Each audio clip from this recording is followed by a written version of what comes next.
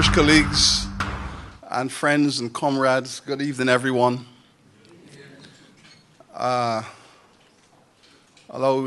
me just to say thanks for the life and the precious contribution of Prince, who passed today.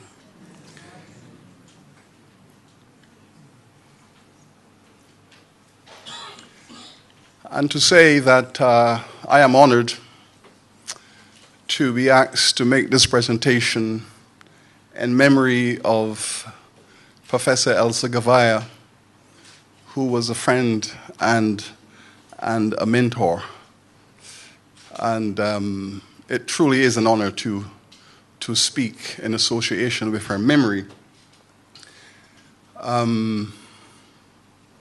When I joined the history department at Mona in 1979, Elsa Goveia was, of course, the intellectual hero of that department.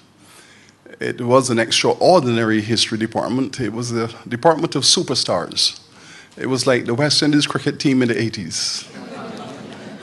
Almost everyone there was a distinguished professor. It was quite a remarkable place, and I was the rookie who walked in and sat down and said, one day I would like to be like these people. But I remember my first departmental meeting. I walked in early, and she was the only female member of the history department. And there was one soft chair, and I sat on it. In those days, we used to have metal chairs in our university.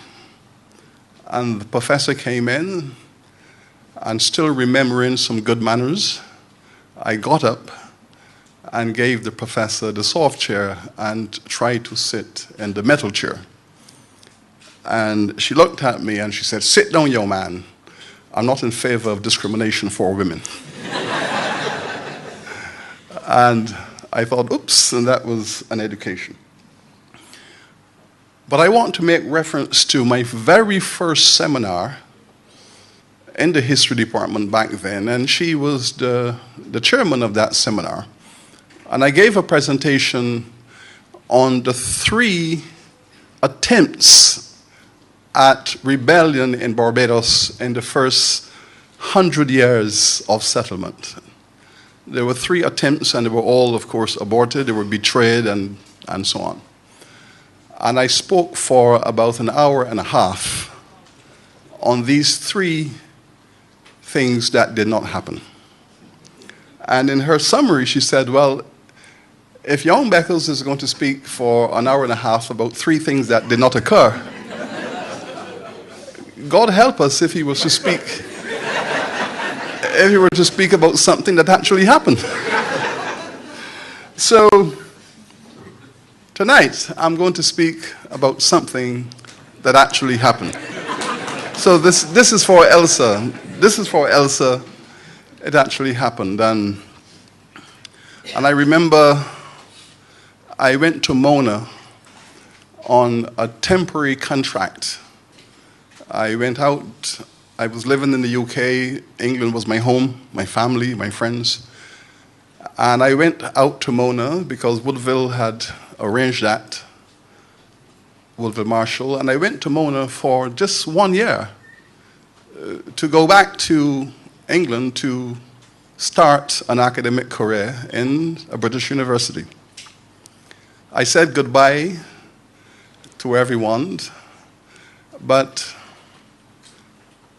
Elsa Goveia passed away, and I was in my family home in Birmingham, and I was called and told I have to come back to Jamaica and fill the vacancy left by Professor Goveia. So I went back to Mona to walk into these shoes of this extraordinary scholar and intellectual.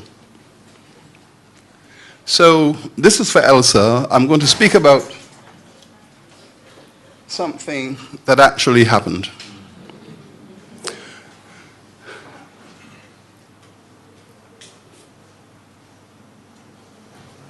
But I want you to see the photograph. It's important. That's the photograph that was on my ID when I went to Mona in '79. And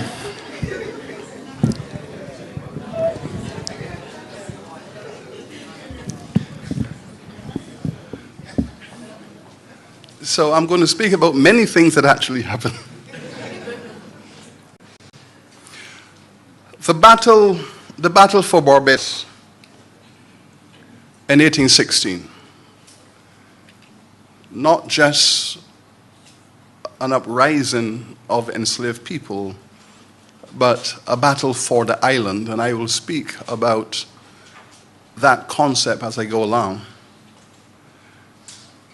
I want to speak about the movement before and after 1816, and I want to describe in detail what the records suggest, that there was a bloodbath in Barbados in 1816. A tremendous massacre of black people in 4 days on the island. Reference is made in some documents to 1,000 black people killed in 3 to 4 days, but there's some other records that speak to a higher number. And I want to speak of the concept that Barbados, the rebellion of General Bussa, was the mother of all Caribbean rebellions. And I'm going to explain this very carefully, but I will give you a hint. There had not been a rebellion in Barbados, or an attempt to organize a rebellion in Barbados, for over 100 years. And in the entire 18th century, when rebellions were endemic across the Caribbean, when African rebellion was the norm across most of the Caribbean territory, there wasn't one rebellion in Barbados. And therefore, when it finally came, it assumed proportions that were shocking, destabilizing, and very disturbing. It is the one place you would not have expected it, but it happened, and it resonated across the world. And I will speak about the conversations that followed, not only in the Caribbean, but across the world.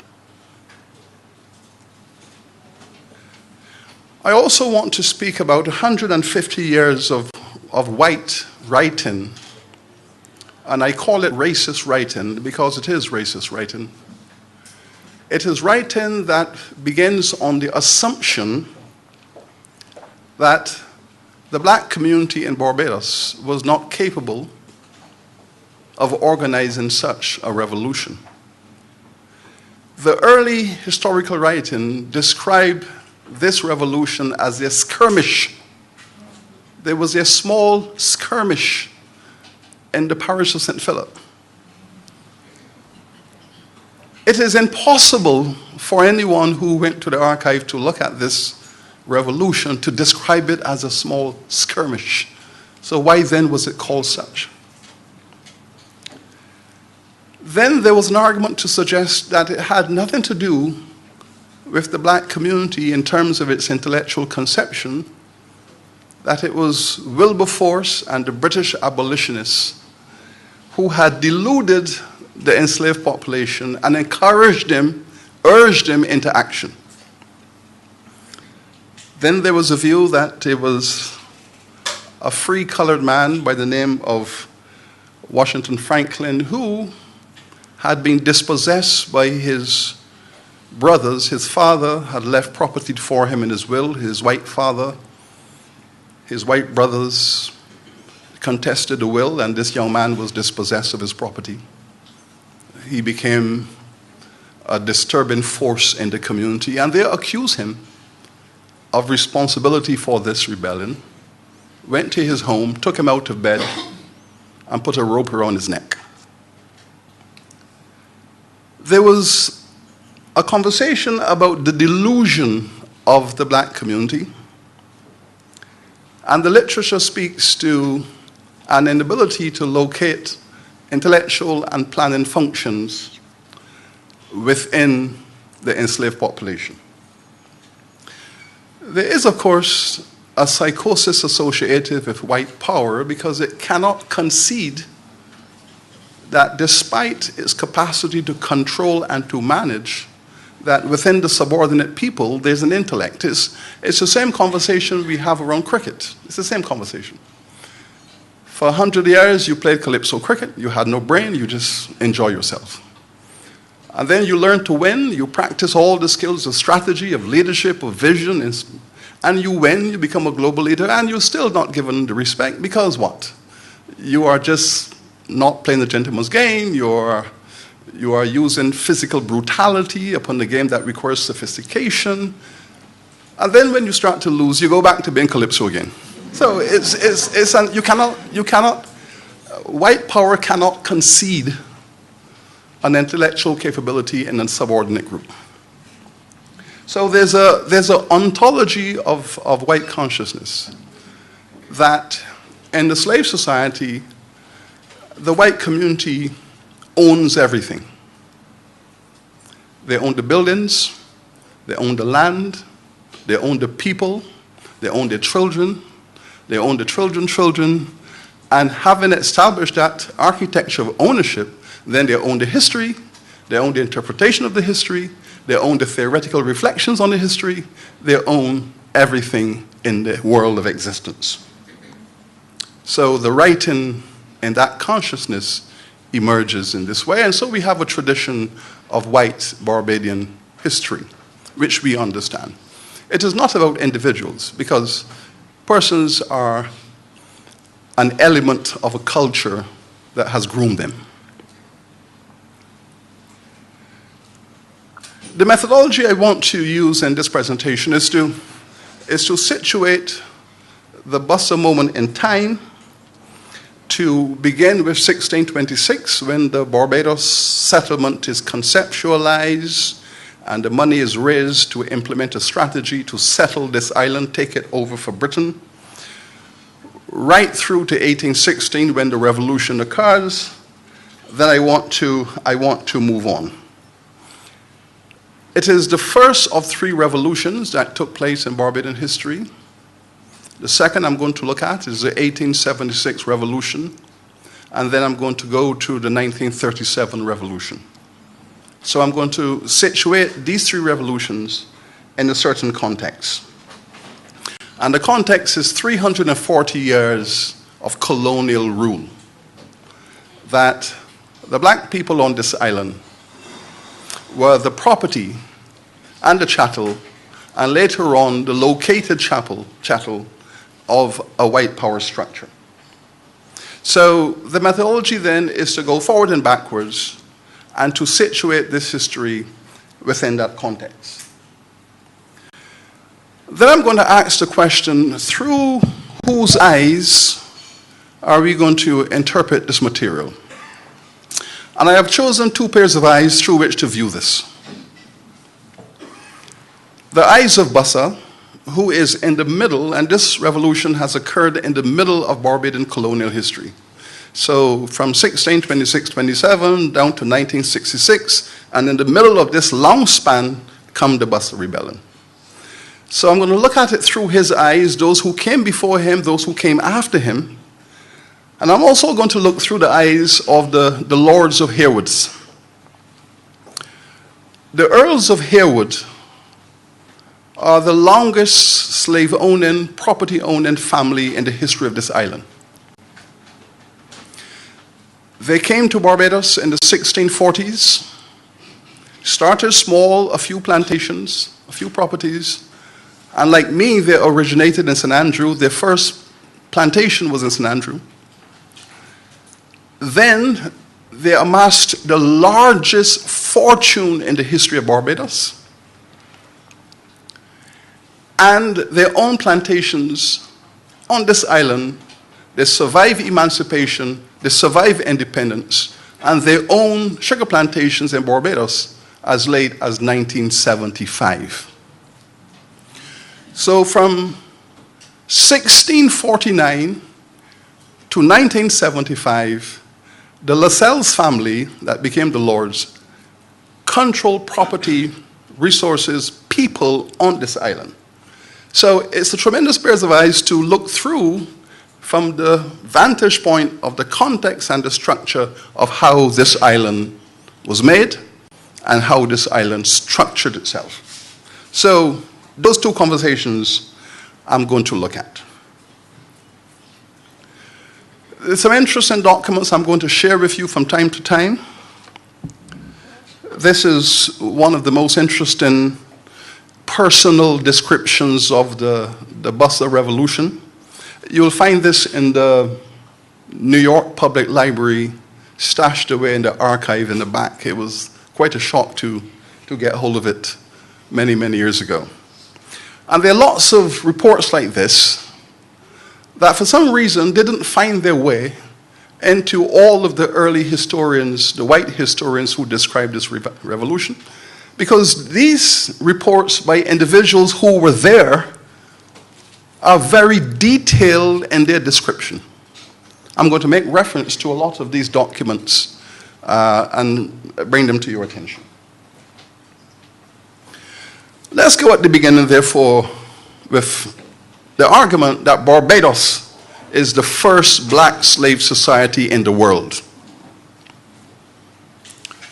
Elsa Goveia's definition of a slave society is a society on whose economy is built entirely on slave labor. The society is structured entirely on the basis of slavery.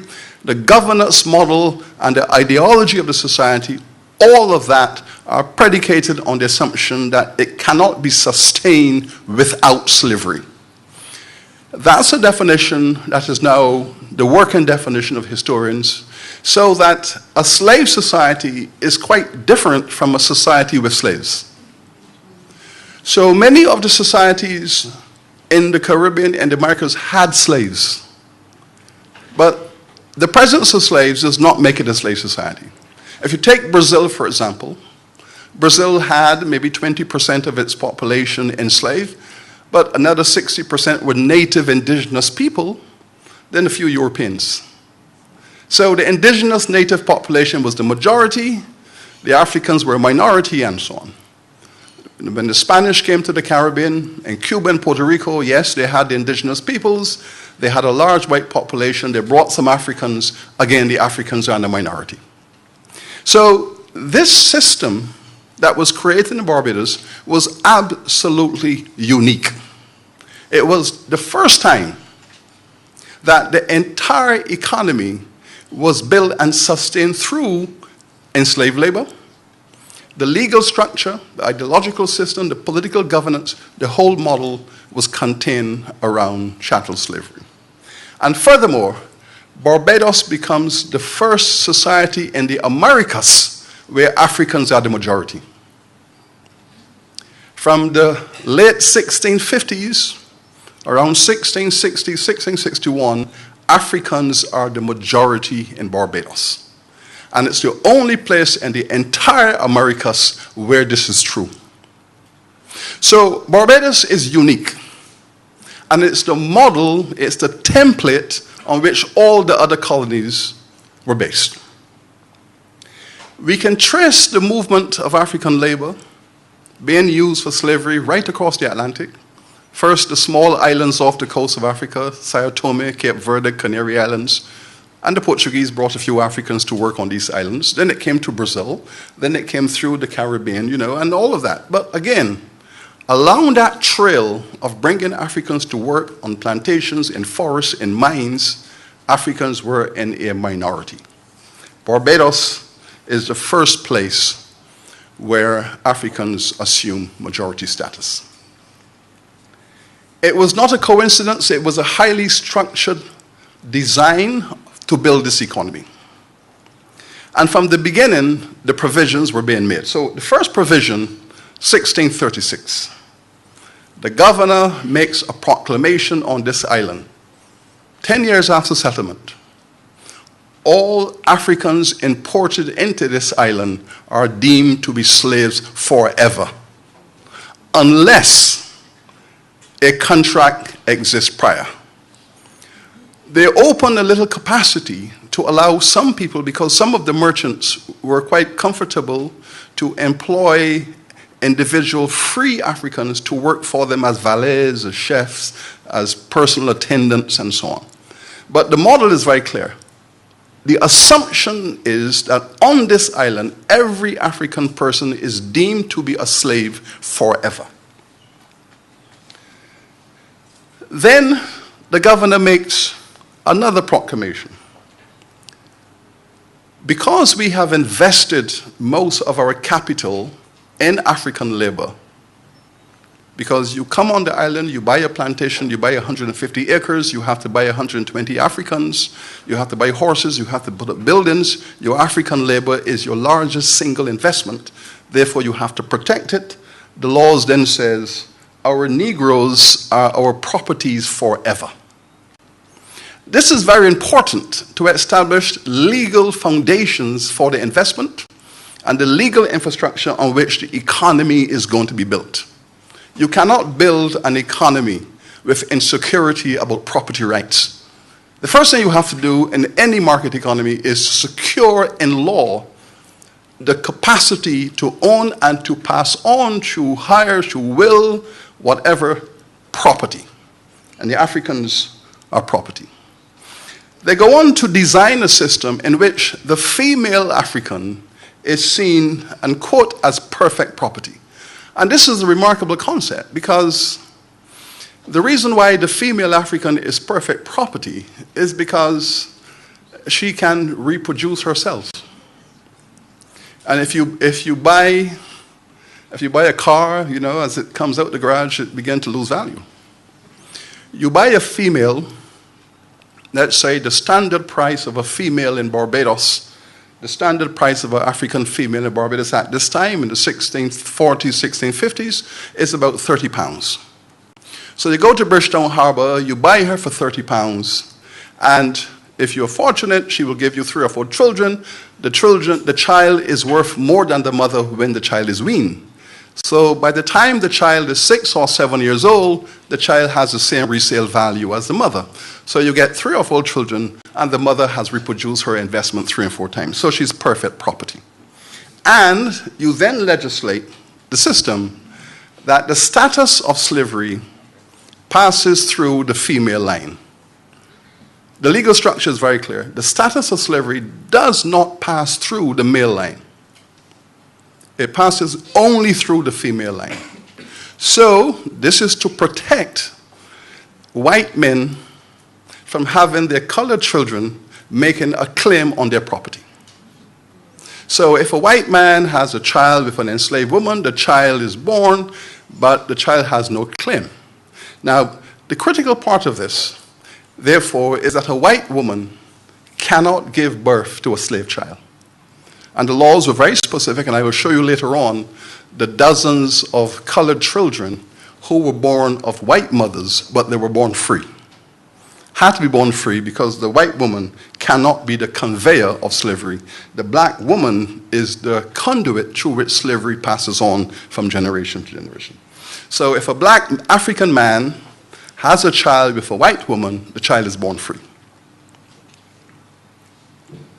All of this is set up in the legal structure, and the first constitution, so to speak, of Barbados is the 1661 slave laws. This is the constitution that frames the structure of the slave system, and it is the first of its kind in the world.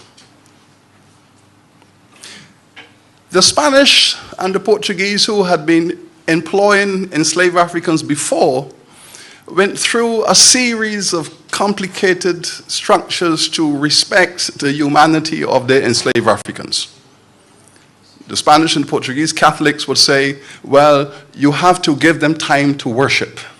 You have to convert them to the Catholic faith.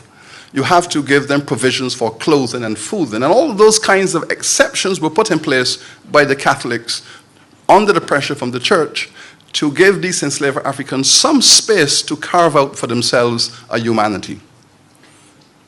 The English in Barbados says we are breaking with that tradition absolutely. Africans are not human beings.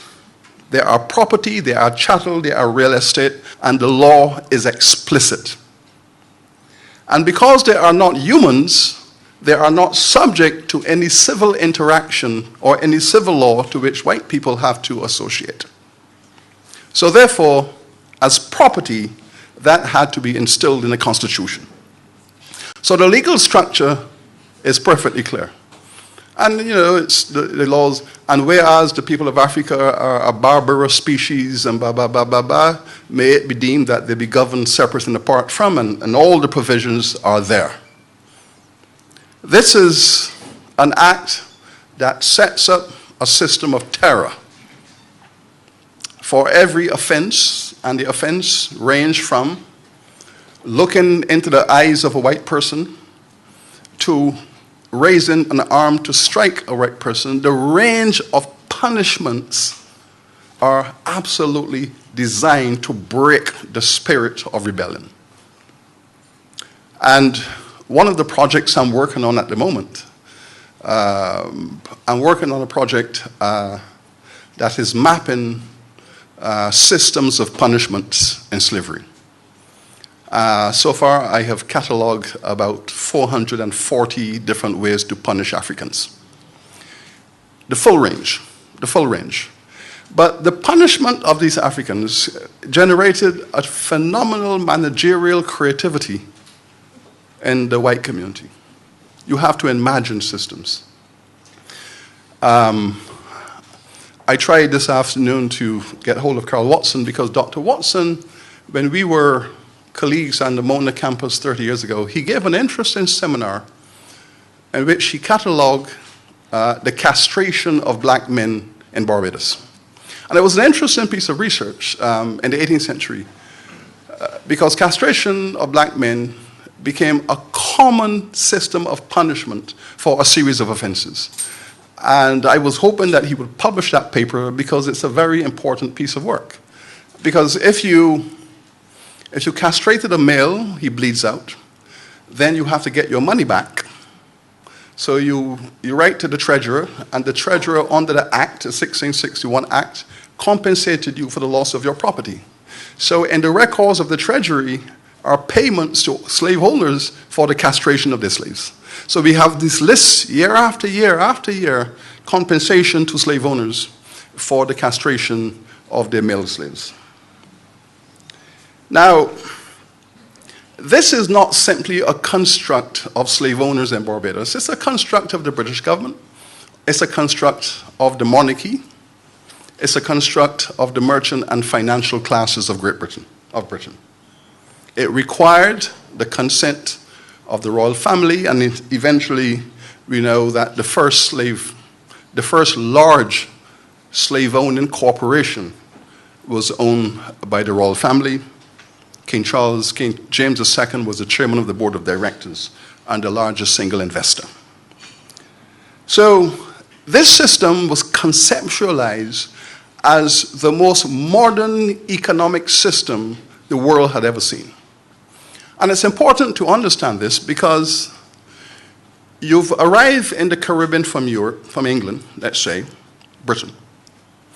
You buy 300, 400 acres of land. You bring 300 Africans from Africa to work for you. You bring your market operations, your financing from Europe. You bring in some foods and other materials from North America, Virginia, and so on. You imported grain. You produce a commodity called sugar. You exported it back to the global world, and you make a fortune. So you are an international entrepreneur, bringing factors of production from all over the world to bear on your business. These people who established this structure were the first generation of international entrepreneurs in the world. And they created a phenomenal global structure to allow them to make the fortunes that they did.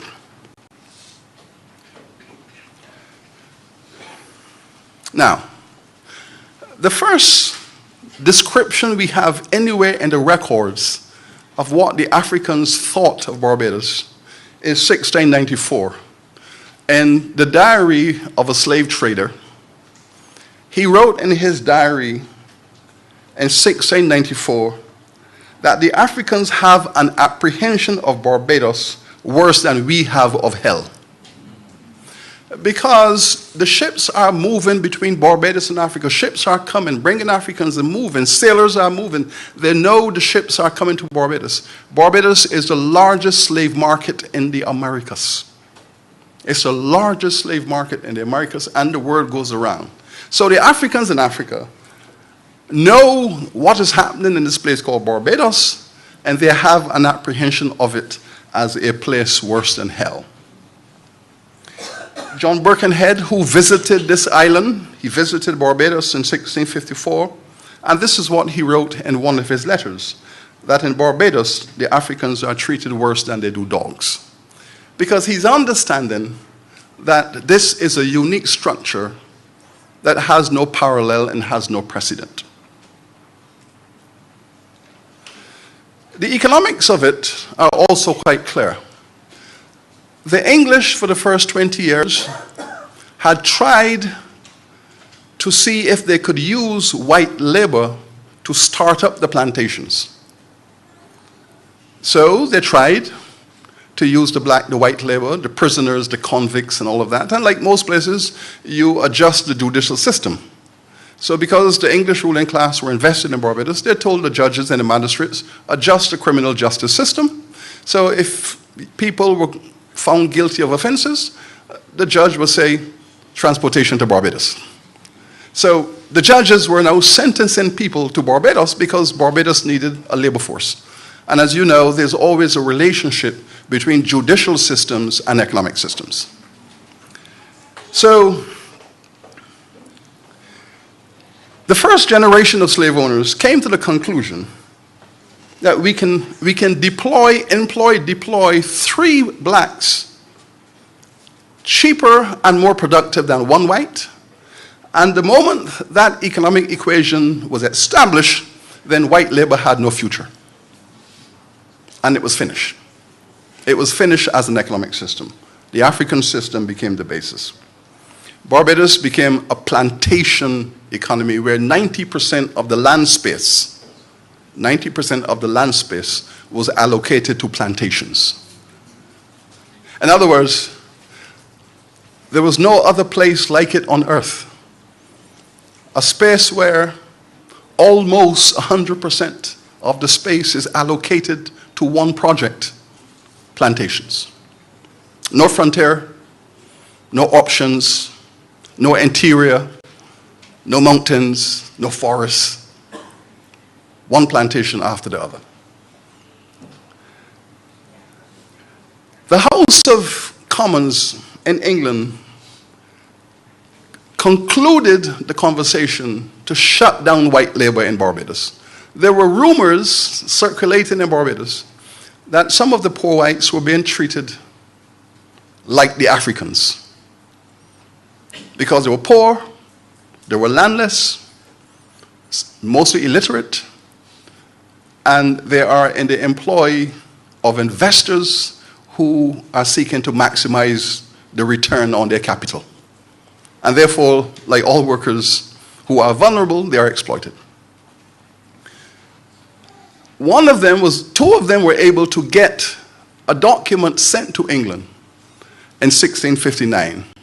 Mr. Rivers and Mr. Foyle, who were political prisoners in Salisbury, who had joined in the anti-Cromwell resistance, found themselves as convict laborers in Barbados.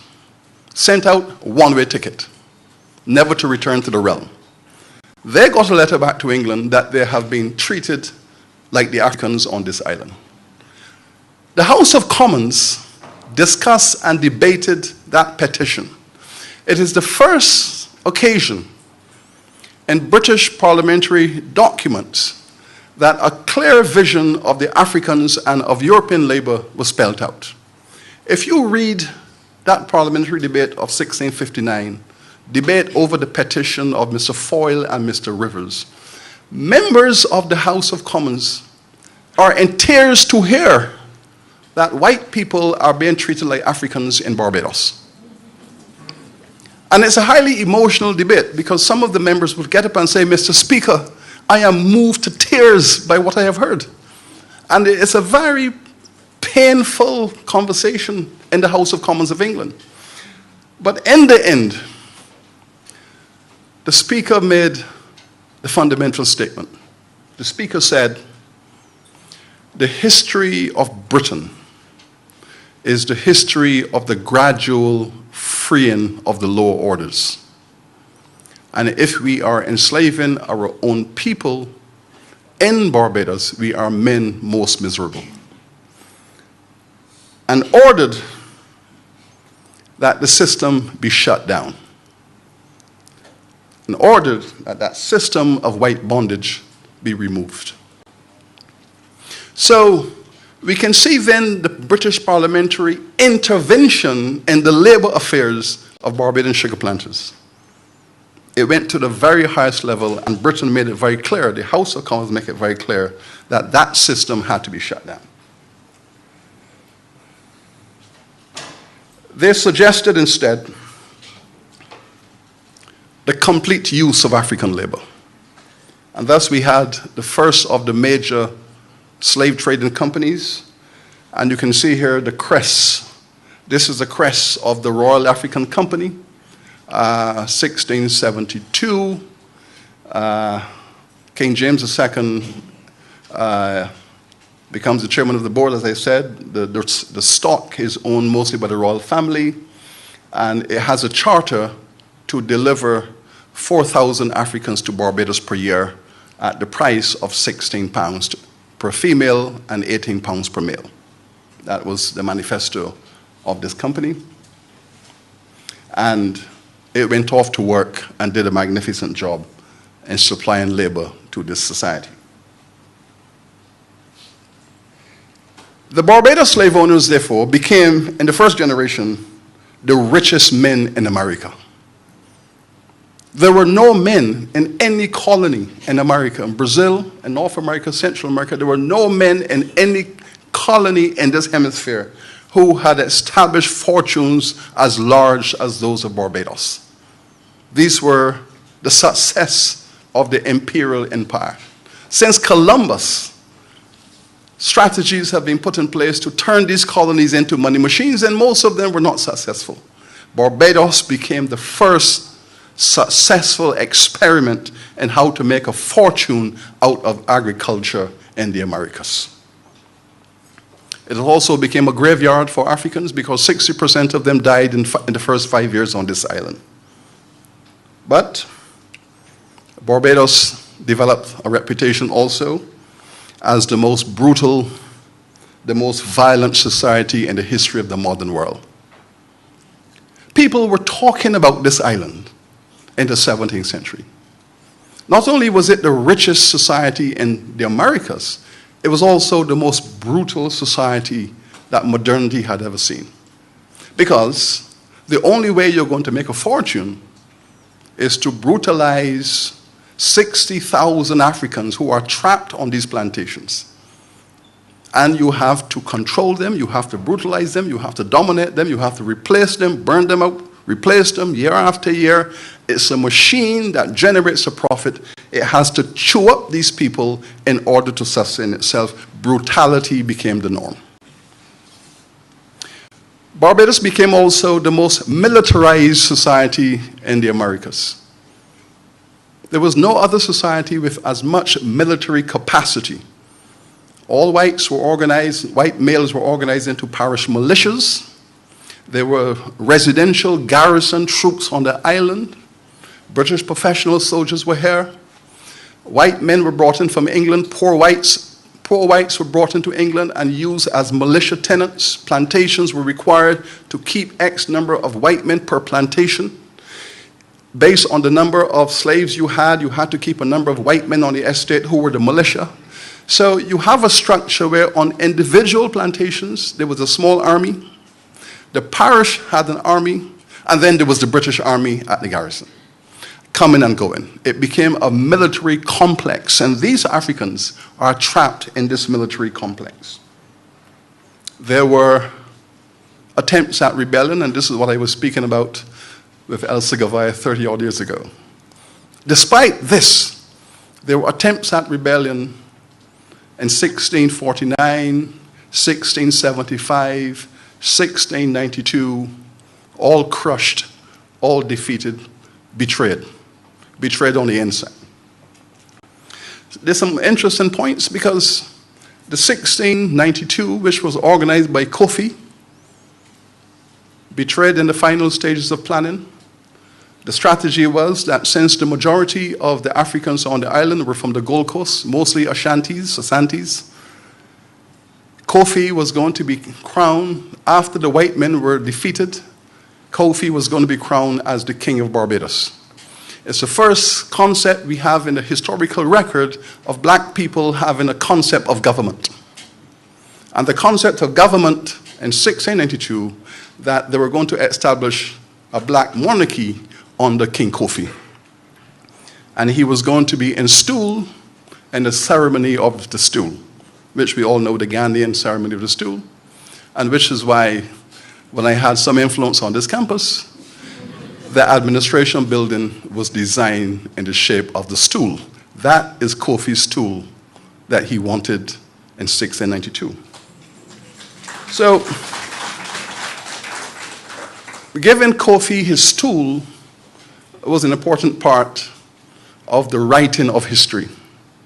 It will now be written into the history of Barbados that there is a building on this island designed in the shape of the stool of the Ashanti, and it is Kofi's stool. Then the Barbados model, the successful Barbados model, now has to be exported. And it's going to be exported by the same men who built it. The first, the Jamaica model. The slave owners in Barbados, the island is too small. They want room to expand. They have to grow. Most of the slave owners have sons. The sons want to have their own plantations, so you have to grow and expand. Like all economic models, you reach a level of profitability, you expand, or you wither and die. So land. They tried to take St. Vincent and St. Lucia. The Caribs chased them out. Didn't succeed. The next model was Jamaica. They persuaded Oliver Cromwell to give them permission to take Jamaica. General Penn and Venables, they came to Barbados, and in Speightstown, they planned the invasion of Jamaica. They raised an army here in Barbados. Modiford, who was a governor here, financed the invasion. He wrote the bill that set out the financial plan, and Modiford made a deal that he would take Jamaica, he would finance the whole operation, and off the troops went from Barbados and took Jamaica. Modiford, who had done so well on this island, Drax, who had made a fortune at Drax Hall, and by the way, when they went to Jamaica, they took all of the good land of Jamaica for themselves. So the whole of the Ligony Plains were taken by Drax. Drax took the North Coast, which is now you have Drax Hall on the north coast of Jamaica, which is based on the same model of Drax Hall here in St. George. Modiford took most of the Ligony Plains. And so there was Operation Jamaica. The idea was to take Jamaica away from the pirates who were wasting time. Beautiful land, waiting for sugar and slavery, and these pirates are fooling around. And of course, what they did, they made the deal with Henry Morgan. Modiford brokered a meeting with Henry Morgan in Port Royal and made a deal. Henry Morgan was wanted, dead or alive, because he was a former indentured servant on Barbados. Broke his contract, ran to sea, Welshman, wanted, dead or alive. Goes to the pirates. Modiford makes a deal with Morgan. And here's the deal. You help us to drive your friends out of Jamaica. You turn traitor against your friends. We will drive them out. We will turn Jamaica into a sugar plantation. And for that, I will secure for you a pardon. And so, they drove out the pirates. Morgan was pardoned. Then Modiford made another deal. Help us to settle this matter, raid the Spanish Main, and bring the money back to Jamaica to finance sugar plantations and slavery, and I will give you a knighthood. Modiford arranged for Henry Morgan to get a knighthood. So he became Sir Henry Morgan. In 1 minute, he's a pirate, wanted dead or alive. Next minute, he's Sir Henry Morgan. Henry Morgan then marries the governor's daughter and moved into the aristocracy, and then became governor of Jamaica. All financed by Thomas Modiford. Jamaica haven't done well and now converted into slaves and sugar. And the Barbadian plantocracy have made a fortune for themselves and they own most of it. If you go to the St. Andrew's Parish Church Cemetery and the Spanish Town Cemetery and go through the old tombstones, all of these Barbadian slave owners who had made their fortunes there are buried in Jamaican cemeteries. The next project is South Carolina. We want to move on. They persuaded Charles II to give them permission to take South Carolina from the Indians. They got it. They took South Carolina. And they went up to South Carolina. Sir John Colleton from St. John here in Barbados. He was the chief vestryman and the largest slave owner in St. John's Parish. He and Sir John Yeamans financed the South Carolina project. They went to London, met with Lord Ashley, organized their funding, and off they went to South Carolina, took control, took the slaves from Barbados and took them to South Carolina, took the slave laws in South Carolina, like Jamaica, became a diaspora of Barbados. And this is how the model expanded from one place to another place. It is not surprising, therefore, that South Carolina today, to this very day, is the most racist state in America. It is not surprising, the home of the Klan and all of that, because it started here in Barbados, the slave system taken to South Carolina, rooted there and run by the Barbadians, the Barbadian slave owners.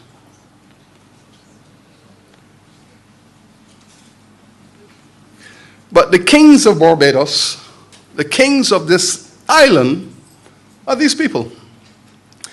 The Earls of Harewood, 1, 2, 3, 4, all of the Earls, and here I am having a chat with the current Earl.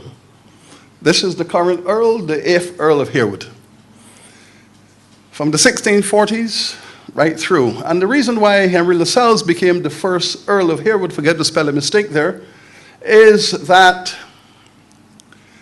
he had become the richest man in England without a title.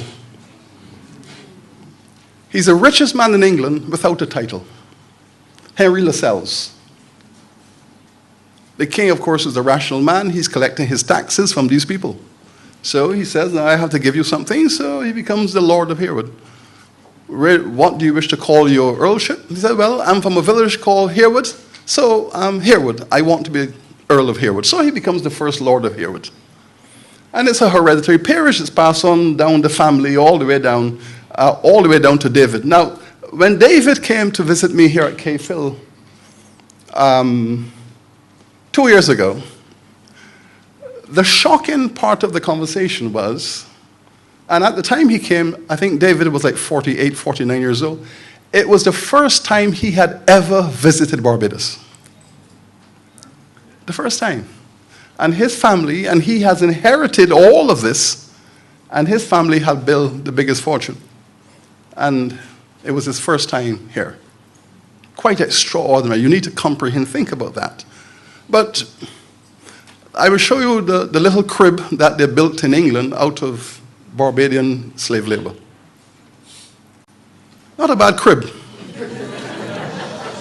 not a bad place.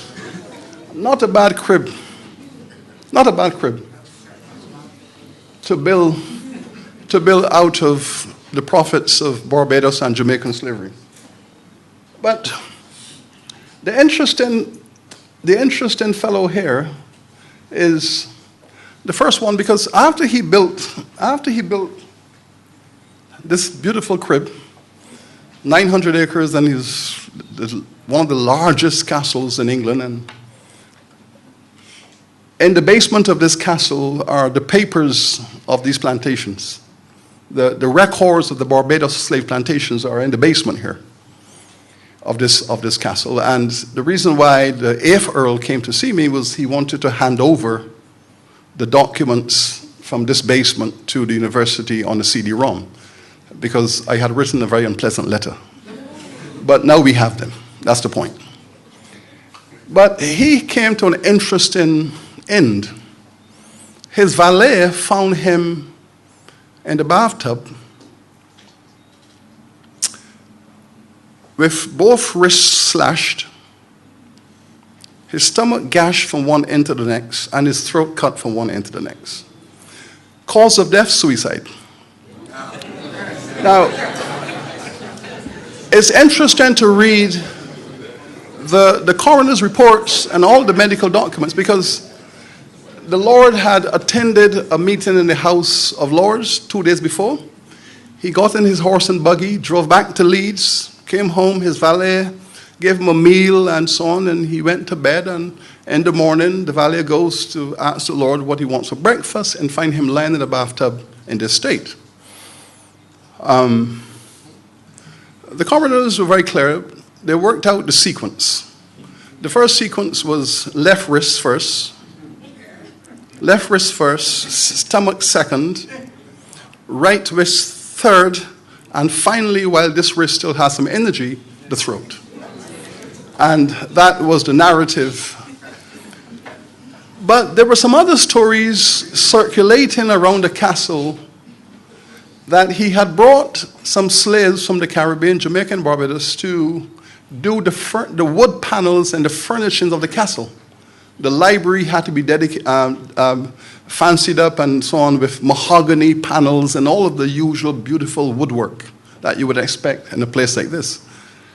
And members of his family thought that it wasn't, that yes, it was suicide, but the African slaves had put a voodoo curse on him.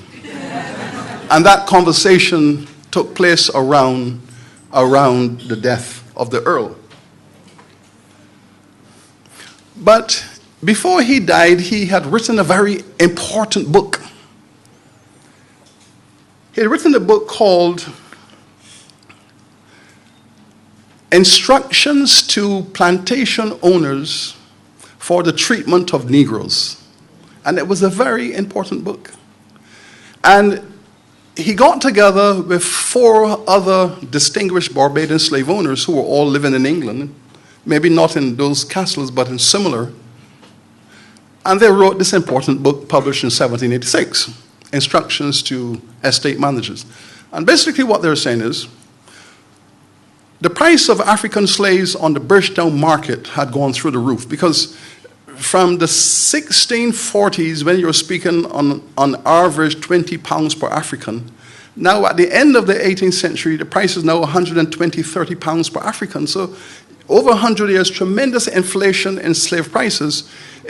And meanwhile, sugar prices are coming down, slave prices are going up, your input cost is going up, and your profits are going down. So you have to do something. That book told the Barbadian slave owners what they need to do to shift from buying Africans to breeding Africans.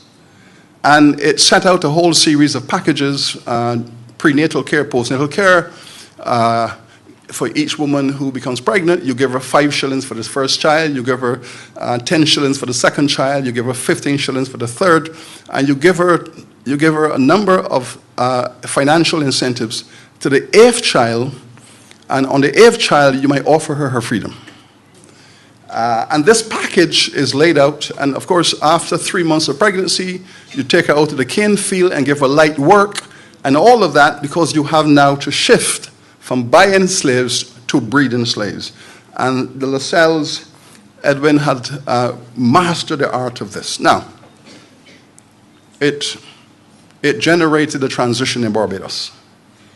It generated the transition. Barbados did make the transition to breeding as opposed to buying. And all the other colonies were dependent upon buying Africans.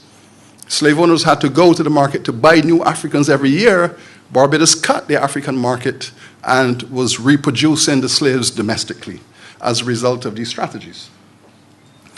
Now, the final point here on this level is that here now is the vision of the first distinguished Barbadian historian, John Poyer, a white Barbadian intellectual historian, and he writes his view of the society that he is a part of. He is not a member of the landed classes. He's a clerical man, but he's well-educated, well-trained, and he becomes the island's first professional historian. I would say because he wrote an important book, The History of Barbados, published in 1807, 1808. And he's describing his society. And he says, all societies have structures. Barbados is a society with two structures. There's a white, there's a brown, and there's a black. And these colors are reflective of intellectual capacity. They are reflective of the mental and intellectual and corporate capacities of the various colors. But that's okay so far. Then he says, nature has determined this structure. This is a natural structure, came into being by nature, and all we have done here, all we have done as legislators, is to legalize what nature has done. And this is the society into which Bussa emerges.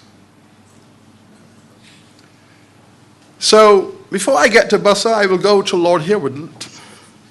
These are the plantations they own. Because I'm looking at this through Bussa and the Earls of Harewood. These are their plantations. And as you can see, by this time, by 1816, when the rebellion occurs, only 19 of the Lord's slaves are born in Africa. You see? Because the plantations have shifted from buying Africans to breeding Africans locally. So he has a very small minority of his Africans, of his enslaved people, are born in Africa. The vast majority of his slave workers are locally bred. And these are his main plantations. But in addition to those he owned, they have a management interest in 8 other plantations, because he would purchase, invest in, or manage on behalf of someone else other plantations. So you can see the empire is partly owned, partly invested, and also partly managed. This is the world of Lord Harewood in 1816.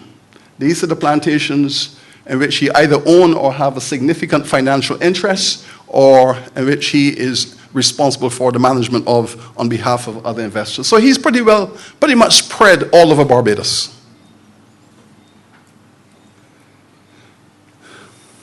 But they are in a celebratory mood. It's the end of the century. They haven't had a rebellion on the island in 100 years, or even a thought, a plan of one. So there's celebration that we have mastered the art of controlling Africans. We have broken the spirits of Africans in Barbados. There is no radical or revolutionary consciousness in the African population on the island, and Barbados is the most successful slave society in the world. It is the most successful because it is the most stable. If you haven't had a rebellion in a slave society in 100 years, its stability is therefore its most important feature. But the stability was based upon the presence of a phenomenal military complex. It was a highly militarized island, and it had effectively suppressed the African people here. This is what one of the generals of Barbados had to say, and this gives you a sense of how they felt about Barbados. He said, "The night of the insurrection, I would and did sleep with my chamber door open. If I had 10,000 pounds in my house, I still would have gone to bed with my doors open. So convinced I was of the attachment of my slaves. So comfortable we are that our slaves are attached to us. So comfortable. So comfortable that he would sleep all night with his doors open, like everyone else, because the Africans have been crushed." He said, "I knew I knew something was brewing, he thought. He admitted he knew something was brewing, but didn't think for a moment it would have burst out the way it did. So that's the state of mind that we have to deal with. And this is the world. These are the plantations of Barbados. This is the world of the slave owners. These are all the sugar estates in 1816. We can see them here on this important map. This is the world in which this rebellion is being planned. We have some interesting documents from these military commanders on the rebellion. We don't have to rely on the official report of the House of Assembly that other people have done. The House of Assembly was just carrying out a political cover-up for the massacres they committed. Let us use the documents of the military commanders and the people who actually carried out the suppression of this rebellion. Let us use those documents. We have them. Let us use the documents of the letters of Colonel John Rycroft Best. He was a man who defeated Bussa's army at Lowther's Plantation in Christchurch. His records are in the New York Public Library, his letters, and we have them here. He describes the defeat of Bussa's army in Christchurch. Those who said it was a little skirmish in St. Philip. He's describing what happened in Lowther's plantation yard in the clash where he had to mobilize the militia and the imperial troops to confront these Africans in Christchurch. And he describes here what happened. He describes what he saw across Christchurch. Canes burnt, houses burnt, great houses destroyed, the very floors of the houses destroyed, great houses absolutely brought down to the ground. The destruction, he says, is dreadful. He says it's hard to imagine that this level of destruction could take place in such short time. And then he describes meeting these insurgents and surrounding them. And they are armed, and they are saying to his militia, come, you come. They're calling him and his militia to come and get these licks. The battle right there in Lowther's yard. But Colonel Rycroft Best is smart. Shortly before this rebellion, they mobilized the colored men. Colored men were not allowed to carry arms. Mulatto men, though they were free, and many of them slave owners and privileged, the white slave owners still denied them full civil liberty. This gentleman decided to round up the colored men in his parish into a special colored man army, militia, armed them and told them, go and fight the blacks. And he sent the colored army in to fight the Africans. He described how we pursued them, how we fought against them. We killed some, others fled. These are quotations from his letters. He says, our success at Lowther's and our subsequent rapid movement for that day stopped the progress of the rebellion in Christchurch. The news of our success passed quickly to the rebels in the upper part of St. Philip and struck dismay. The free colored people behaved admirably. They would dash into a house full of rebels without looking for support and dig out the fellows. It was this intrepid courage that appalled the blacks. That this militia of colored men were sent in the first round of fire to confront the Africans at Lowther's. The fact is that many of the white men were afraid. Many of them had run to the fort and were looking for a ship to get off the island. So this colored army saved the day at Lowther's Plantation. This was the first big battle of the rebellion. Best continues. His argument is that this rebellion was a result of Wilberforce's speeches in England, that these people are in the House of Commons speaking about Slavery must end, we must bring emancipation, and these Africans in Barbados have been, in a sense, brought into delusion in relation to this prospect. But then he changed his mind. After 3 to 4 days and a month of reflection, he changed his mind. He said, no, I got this wrong. He said, I once thought before, I am now convinced that they were not entirely at all led away by the business of delusion.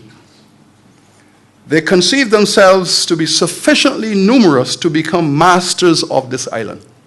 They believed they had the strength to take over this island. This was his final position.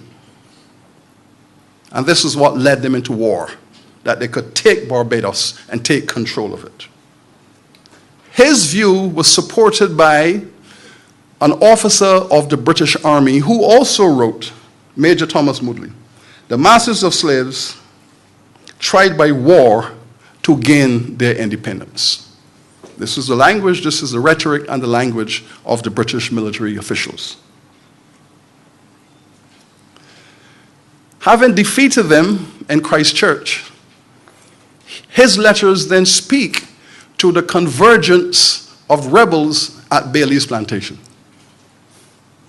And he described in his letters watching the rebels coming from the north, from the east, all converging at Bailey's, and he followed them and tracked them down to Bailey's Plantation. Why Bailey's Plantation? That's where Bussa is in charge. Bussa is the driver at Bailey's Plantation. This is where he lives. This is where he is in charge. And the Africans are converging at Bailey's Plantation.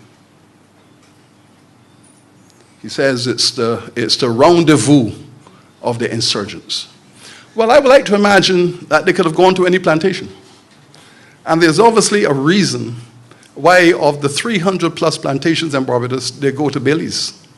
This is where they converge. He describes the first battle at Bailey's Plantation where the convergence has taken place. He says, Tuesday morning we arrived at Bailey's estate. Bailey's Plantation was owned by the Reverend Alexander Scott. And here the insurgents, about 400 in number, they attacked my regiment. We had deployed 200 men of the 4th Battalion and 200 of the 15th Regiment. The British Army had moved out of the garrison. They had joined Colonel Rycroft Best in Fairy Valley, and having defeated them at Lowthers, they marched through Fairy Valley, tracked them all through St. Philip, and then surrounded Bailey's Plantation. He describes in his correspondence the surrounding of Bailey's, where Bussa and the rebels had converged. He also describes the strategy which was used also at Lowthers. One of the regiments that was taken out of the garrison was the Bourbon Regiment, the West Indian Regiment, which was a black regiment. The British had come up with this masterful idea that we might need some black soldiers to fight against the French in Martinique and Guadeloupe. It so happened that they were stationed at the garrison here, and so they brought them out, this black regiment, brought them out and unleashed them on the Bussa army at Bailey's. So in Christchurch, the mulatto army does the damage, and St. Philip, the black army does the damage. And he describes what happened there at Bailey's Plantation. He also wrote in his correspondence, the insurgents did not think that our men would fight against black men. In other words, the African slaves are watching this black army coming. And somehow they don't believe that this black army is going to mow them down with cannons. So there's a moment of indecision. The black army is coming. Maybe they're coming to support us. Maybe they will turn on our side. The black army came in and destroyed the standing group at Bailey's Plantation. 40 were killed in the first line of fire. 70 taken prisoners. 200 of them fled to Golden Grove next door. And when they got to Golden Grove, they barricaded themselves in the great house at Golden Grove. This is where they went for shelter from the cannon fire. But we opened cannon fire on the house. Cannon fire was unleashed on the great house where they were hiding. And over 100 were killed. And as it says here, over 100 were killed, leaping from windows and rushing through doors. Because the cannon fire has been unleashed on the great house, because this is where they consolidated. And he says, we killed 100 in the first round at Golden Grove. What we're speaking about here is a massacre. There were other battles across the island. General Haynes reported killing dozens in St. John. The Bridgetown rebels were dispersed. A regiment was sent to the city, because if you bring the army out of the garrison and the army is scattered across Barbados, then you leave the city exposed. Not taking no chances, they sent a regiment to protect the city while they were chasing Africans across Barbados. And St. Lucie, on the Bourbon Plantation, again, attacks in St. Lucie, and dozens were killed in St. Lucie. St. Andrew, St. Peter, St. Thomas, groups were also attacked and dispersed. The whole island, so to speak. There were some other interesting moments. The Africans from the north are trying to rendezvous in the south in St. Philip. They were trying to get across the center of the island to connect back to St. Philip. Interesting moment. When they got to Mount Wilton Plantation, coming through the center of St. Thomas, the Mount Wilton slave says, you all can't pass through here. Professor Marshall has written about Mount Wilton. Reynold Elcock, when this was all over, he wrote in his will that he was going to give freedom and land to the slaves who were loyal to him in the last rebellion. So they got the land for their loyalty to him in the rebellion. That is the origins of Rock Hall Village. Rock Hall Freedom Village, the first freedom village we call it. But it originates in a group of slaves who turned against their own Africans and were rewarded for their loyalty. That is how Rock Hall Village started. They got the land for their loyalty. What you would call in today's term, blood money. At the Bell Plantation, which was also owned by Lord Harewood, he too rewarded his slaves who were loyal to him. One of them, who had given the manager information about the rebellion, he received his freedom and £10 for the rest of his life. £10 annually for the rest of his life. Now, £10 in 1816 is probably about £5,000 today. So he got a pretty tidy sum at the Bell Plantation for his loyalty and his betrayal.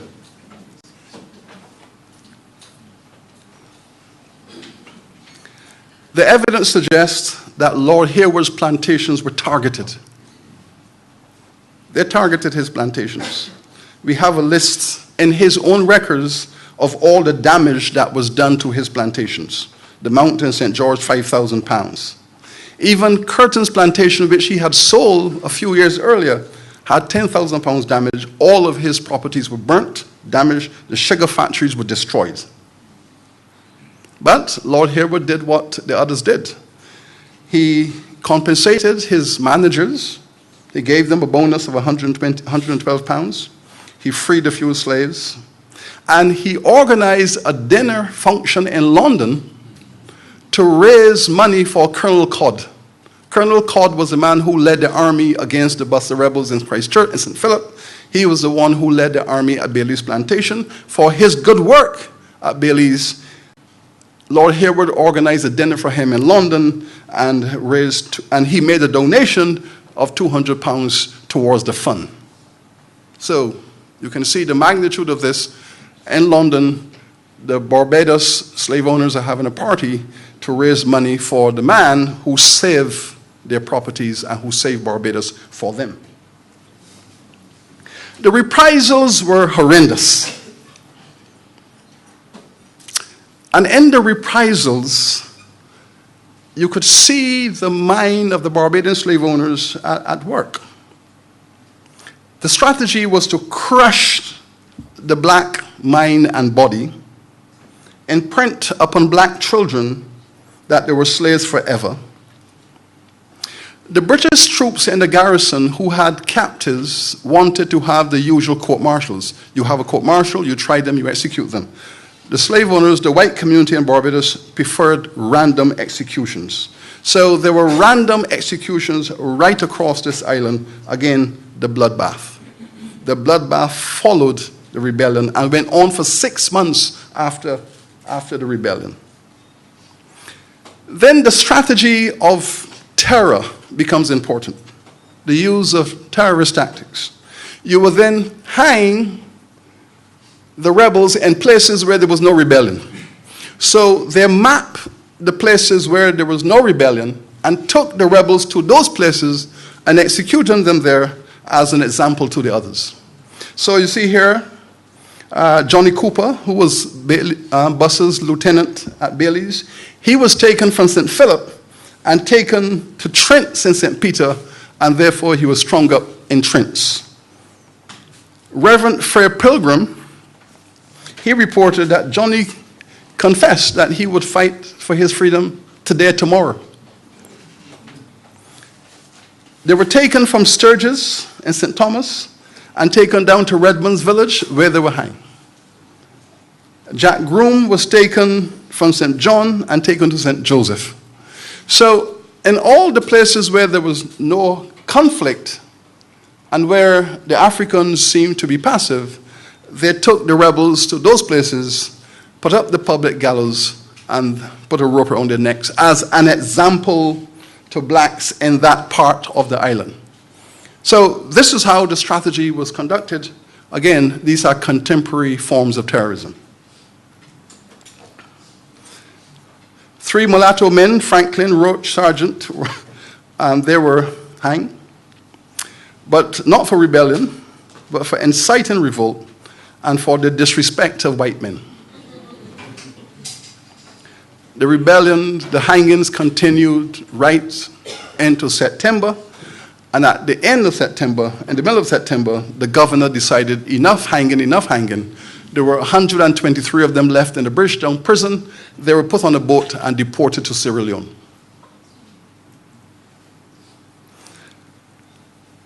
A month later, another rebellion again. Christchurch.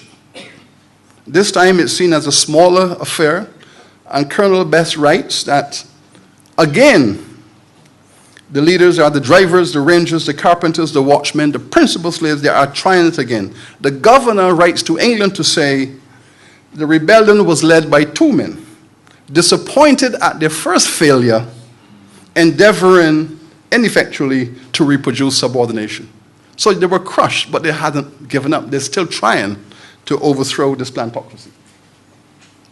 There are the list of all the people who are classified in the official record of the Barbados Assembly. These are the ones who they identified.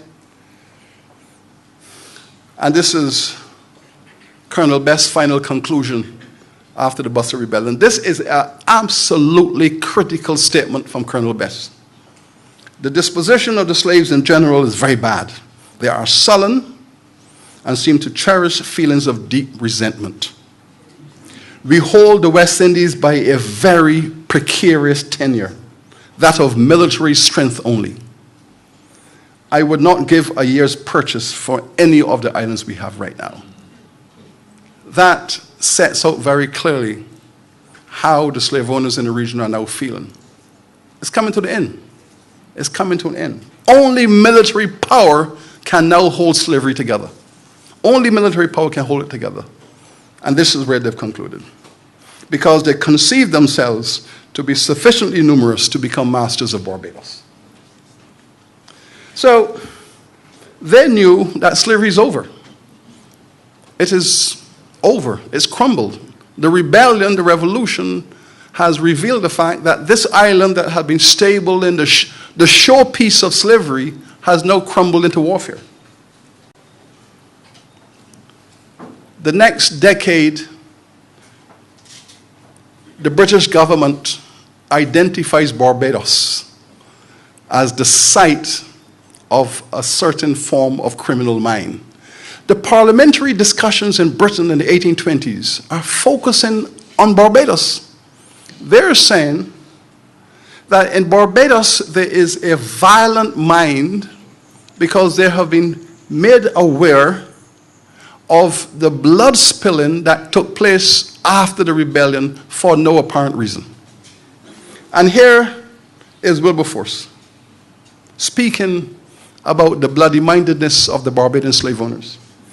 Buxton is repeating it in the British Parliament, that there's a violent, evil disposition in this white community on this island, and that Barbados is now a disgrace to Great Britain. They are now washing their hands of it. The spilling of blood, Buxton said, spilling of black blood, he said, has now become a pastime in Barbados. And this is Buxton, the leading anti-slavery thinker and leader in the British Parliament. Wilberforce continues his conversation. But Colonel Codd wants to wash his hands of this whole affair. Colonel Codd is saying, I am a professional soldier. I go to war, we have captives, we take our captives, we try them. If they're guilty, we execute them. But you don't go around massacring people without trials. And he is saying, I wanted no part of it. It's the slave owners who are doing this. I am the leader of professional soldiers. We are stationed at the garrison. We don't massacre people this way. And in the end, he says, this is a quote from him. Under the irritation of the moment and exasperated by the atrocities of the insurgents and so on, the militia was induced to use their arms rather too indiscriminately.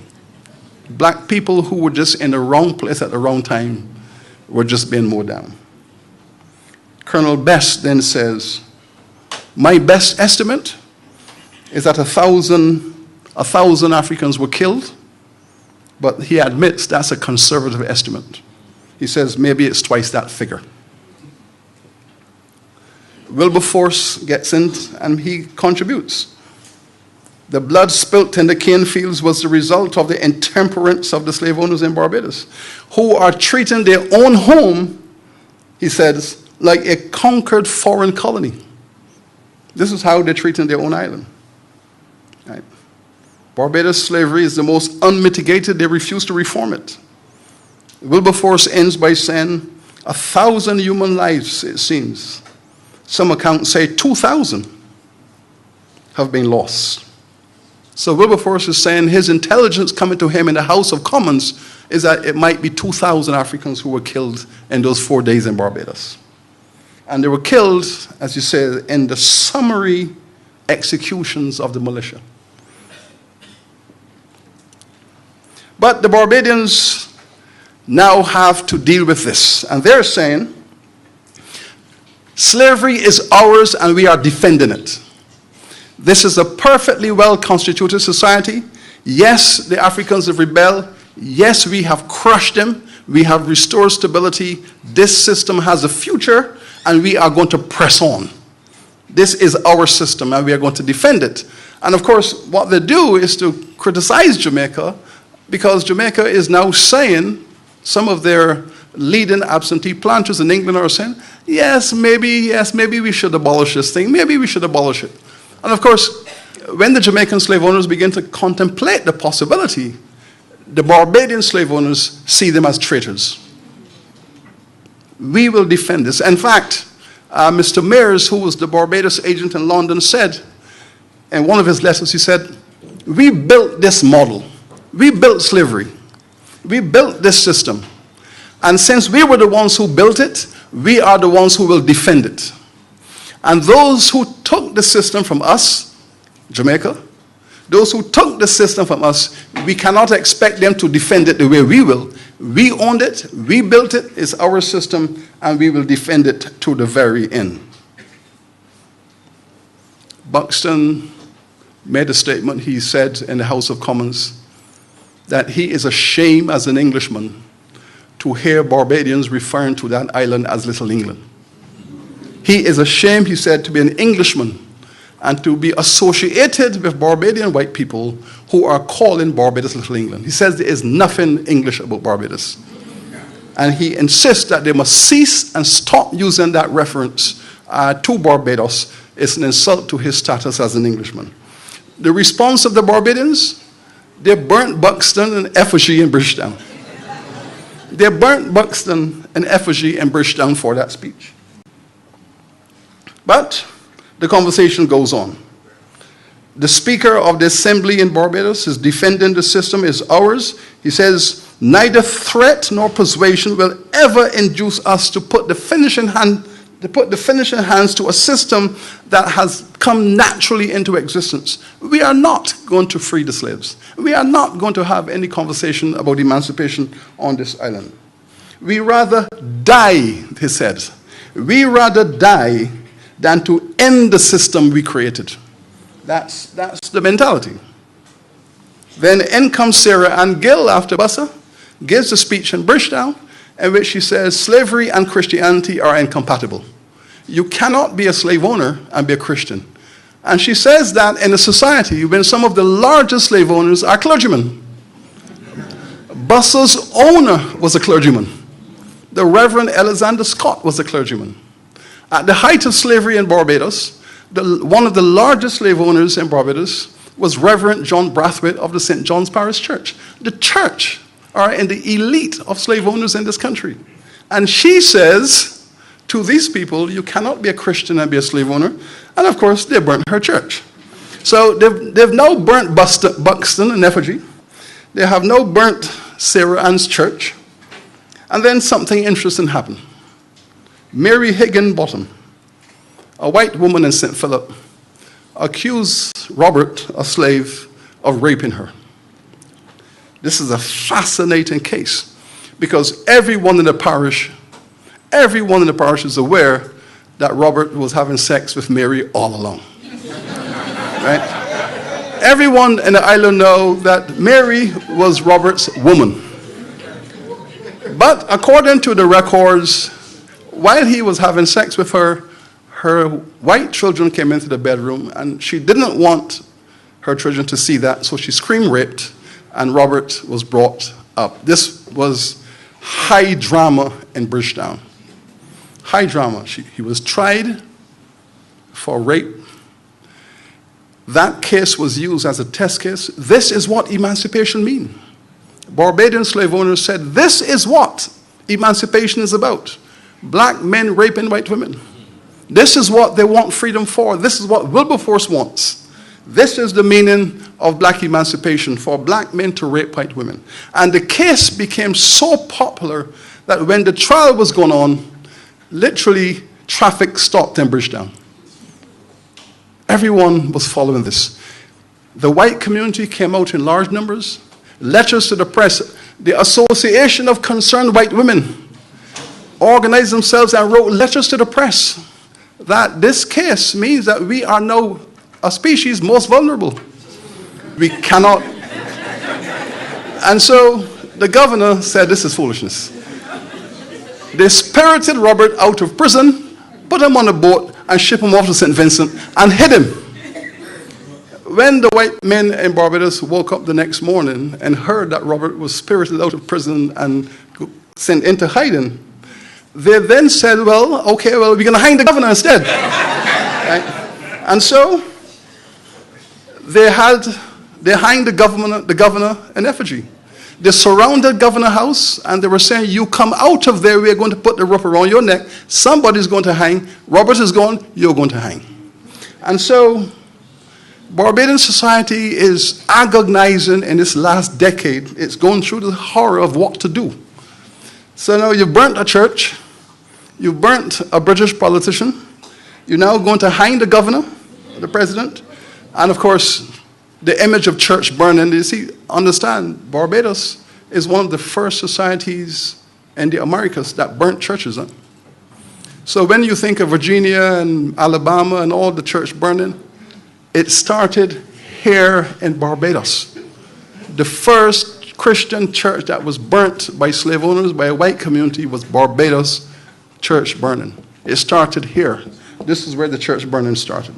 So, you can see, therefore, the construction of mind surrounding the defense of this system called slavery that the white society of Barbados cannot let go of. There we go. We own slavery, it is ours. Lord Harewood comes to its defense. He sits in the House of Lords in England, and this is how he defends it. He says, we cannot free the Africans. Africans are an inferior species, not fit for freedom. They must remain under our tutelage. If we abolish slavery in the Caribbean, the region would collapse into darkness. And finally, the most powerful statement of all, we do not love slavery, he told the House of Lords. This is Barbados' largest slave owner. We don't love slavery, but we must have it. This is what he says in the House of Lords. We simply cannot imagine not having it. And so the act of emancipation is passed, and Lord Harewood is the man who wins the day.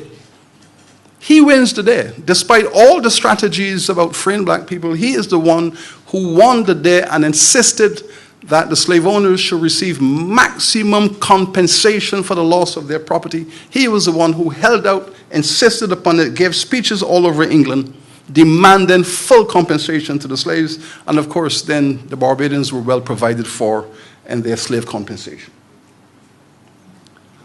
But here's an interesting comparison. Slavery is now abolished. Slavery is abolished. It's the end of the road. Lord Harewood has slaves in Jamaica, and he has slaves in Barbados. He's trying to get the free black people to work for him in Jamaica, and they won't work for him. He asks his estate attorney to give them higher wages. The estate manager says, they don't want to work for you. The Lord said, double their wages. The manager writes back to the Lord, he says, the blacks told him, is free we free? We are not working for you. We finished. We don't want wages, we want land. We do not want wages, we want land. And in the end, the final advice, and I love this statement, the final advice from the attorney, he tells the Lord, don't bargain with these black people anymore. Don't bargain with them. Don't have any more nammy-pammy conversation. That's an old Jamaican expression that has survived. No, don't have no nammy-pammy conversation.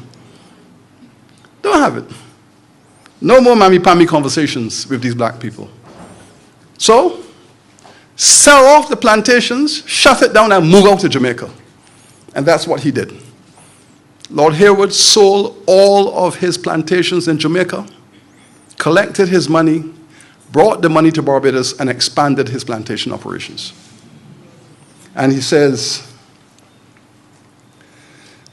back to his base, back to Barbados. He says, the blacks in Barbados are still bickering. Yes, my slaves are bickering, but I increased their wages and now they're comfortable. The estates, his estates were now producing more sugar.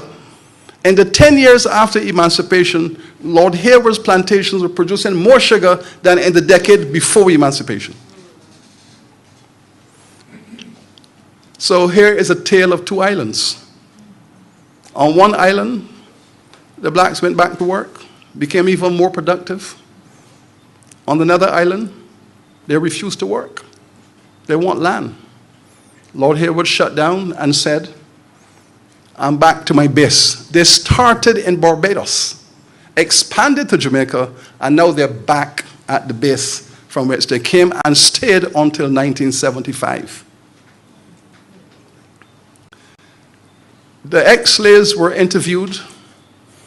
Reverend John Edgehill interviewed them, the generation after freedom, and said, well, what do you think about your past and your history? And this is the term that they use. the ex-slaves would call the slavery period the barbarity time.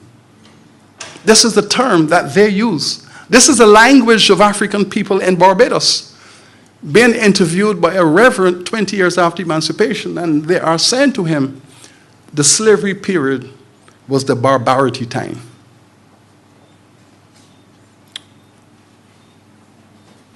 But the revolution comes again. 1876, exactly 60 years after Bussa, revolution comes to Barbados again. Exactly 60 years later. The Bussa Revolution was Easter 1816.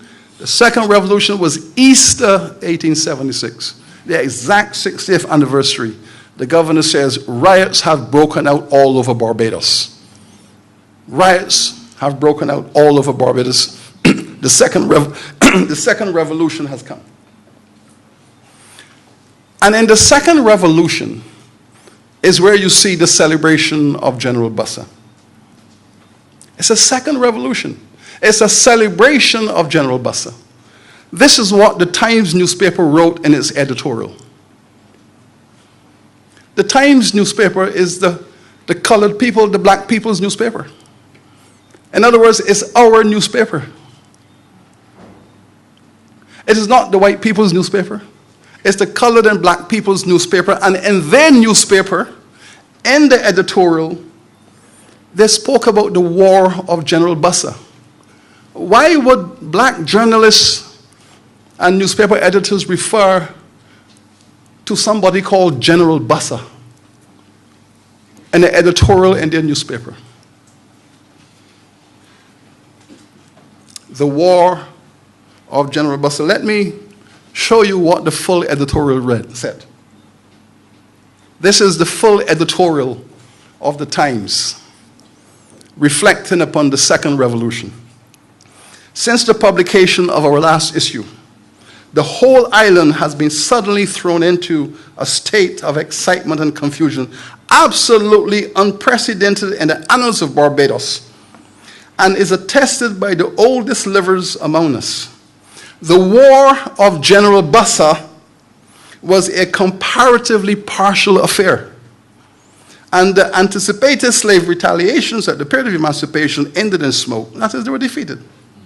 But this time, the riotous movement has extended its contagion from St. Peter in the north to Christchurch in the south.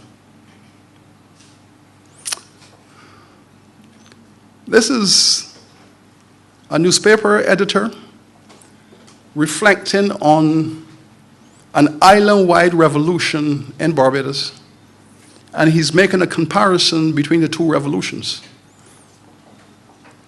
And he's the one who refers to 1816 revolution as the war of General Bussa. And there's a reason they call him General Bussa. Because at this time in history, the blacks in Barbados are using military and naval titles to identify their political leaders. This is the exact moment of the landship's origins in Barbados. Exact moment. When in the landship movement, they are mirroring the naval titles. And the landship movement begins precisely at this moment, where they're taking the titles from the Navy and applying it to their culture. And therefore, they transported that language into their black leadership, and Bussa becomes General Bussa. And this is what the parliamentary papers go on to say. So let's say you're now moving from the newspapers, you're now into the parliamentary papers.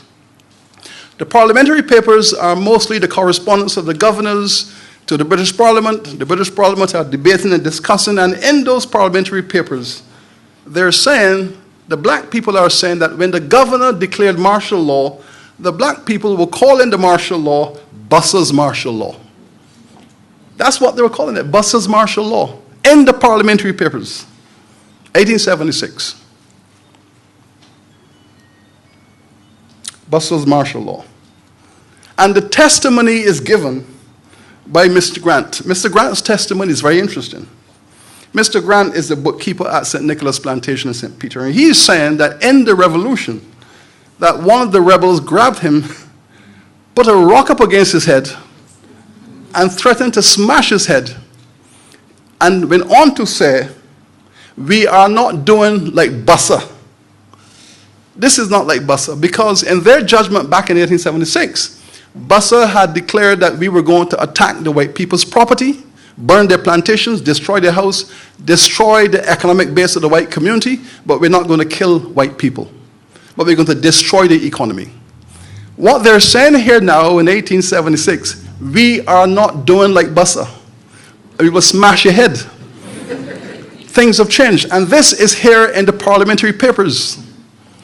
This man is saying that the guy, we're not doing like Bussa.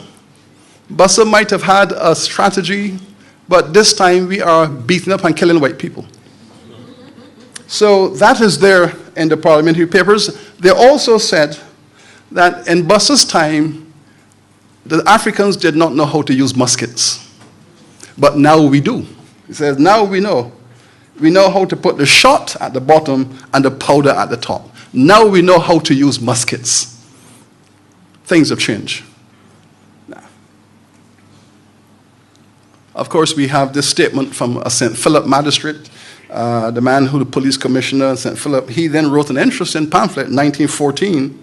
He publishes this, and again, this is a white legal officer. He says, he wrote a book in 1914 called the Barbados Handbook, and he says on page 18, in 1816, an insurrection of Negro slaves under the leadership of an African named Bussa. Why would a St. Philip white man write that?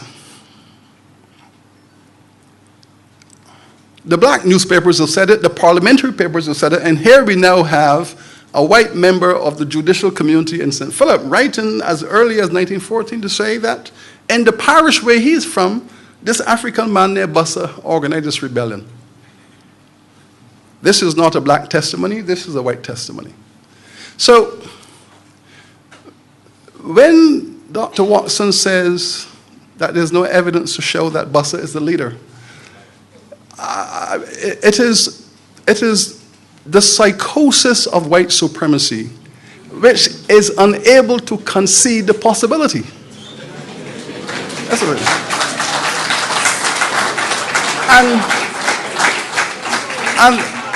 And there is no amount of historical evidence that would enable him to concede that point. It is impossible to concede, because that is how white supremacy operates. It cannot concede.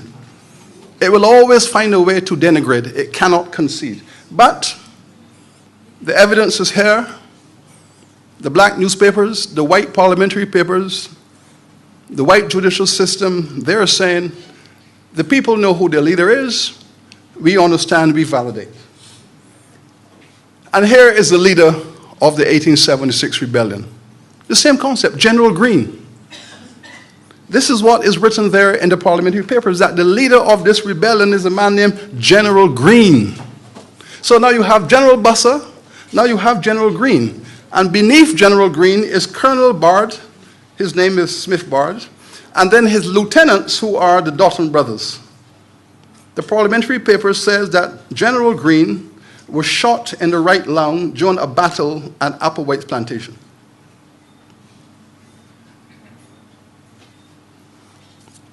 Fascinating that the black people in this second revolution are again given military rank to their leaders. This is a list of all of the people who were killed and shot. And you can see there J.P. Green, 27 years old. Young people. Young people. J.P. Green, 27 years old, from St. George, shot in the right lung at Applewhite Estate. Men and women killed, shot, fighting a war 60 years after emancipation, fighting a war because slavery was still going on in Barbados 6 years after Bussa Rebellion. The people are still fighting for their freedom. They're still fighting for it and dying. From Bussa to Greene and to Barrow. 250 years of crushing black rebellion has shaped the social structure of Barbados. White supremacy thinking and action is still the dominant power on this island. Blacks have a deep residual psychic fear of white reprisals because the white reprisals are always very bloody. Whites operate as a unified bloc and are aware of black resentment and feeling of unequal citizenship. The Clement Payne Rebellion of 1937, the third revolution, was crushed, but this time, again, similarly, a new alliance. And remember what I said. In Christchurch, the blacks were crushed by the mulattoes. In St. Philip, they were crushed by a black army. And now Clement Payne was betrayed by what is called the Negrocrats, the emerging black middle class that turned its back on Clement Payne.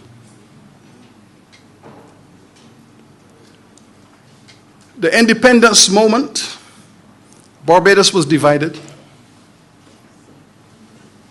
The white community on the whole did not support independence. They were against independence, strongly so. Barrow was fearful that the black people were fearful. And he knew that if he had placed independence before the people of Barbados in a referendum, they would have voted to stay as a colony. He did not trust them to vote for independence. And so he said, no referendum. This is a moment of leadership. The people are still fearful. And when the people are fearful because of this history, they require leadership. No referendum. The Barbados model persisted. People have spoken about Barbados as a global symbol of stability.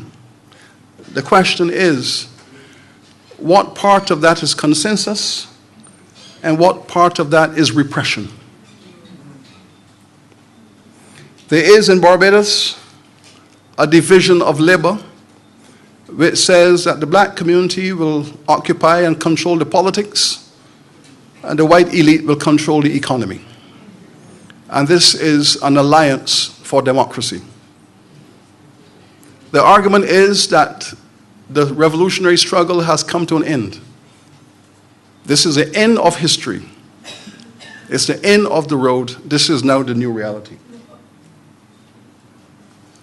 The future. The Barbados society in its current structure is not sustainable. This social structure of white supremacy and black marginalization in the economy is not sustainable. The economic white supremacy system is subversive of democracy. It is not sustainable. All of us as citizens of Barbados have to examine this model and transform it. It has to be transformed in order to fulfill the vision of our ancestors. In Bussa's time, General Bussa, General Green, and Clement Payne. It can only be done if the economic democracy movement is revitalized and insisted upon, because in my judgment, the young people of this island deserves a more democratic society. They have paid their price in history for democracy and freedom. Reparatory justice is a critical part of that. And so, I thank you for the generosity of your perseverance.